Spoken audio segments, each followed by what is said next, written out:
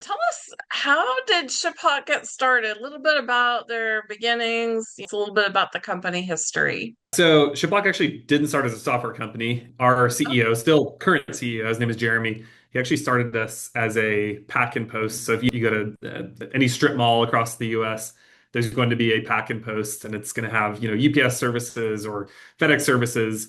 So he bought one of those back in, the early 2000s, and in 2012, he saw the opportunity to take what a lot of customers are coming in and asking him at the pack and post and move that to the internet because everyone would come in with these very odd items to ship. It wasn't a standard, I just got to ship this from A to B. It was grandma's expensive fine china to the grandkids. It was something very specific that would have been really expensive and specific to ship.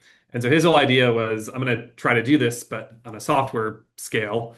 The challenge with that was it's very services focused, and grandma isn't the most technology savvy. And so we then pivoted somewhere after, 2012, 2013, 2014 towards Yeah. a B2B model and actually selling to companies that own their own warehouses who really want to improve their shipping and fulfillment process. Fast forward a little bit, and around 7 years ago, 8 years ago, we moved into NetSuite, then moved into Acumatica. We are newer to Dynamics, but we've been doing this for many, many years now. And a lot of the principles Yeah. hold, which is customers want to improve their operation, their fulfillment process. And we Yeah. started out with just a shipping tool. We added a WMS solution. There's now a whole suite of solutions around it. Happy to say now we have 1,000 DCs running ShipHawk after 14 years in the market now. So big footprint all over North America, Wow. especially.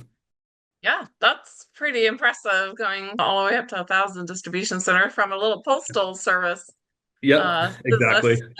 Yeah, yeah. Yeah. That entrepreneurial spirit is definitely alive and well. Yeah, we're constantly innovating.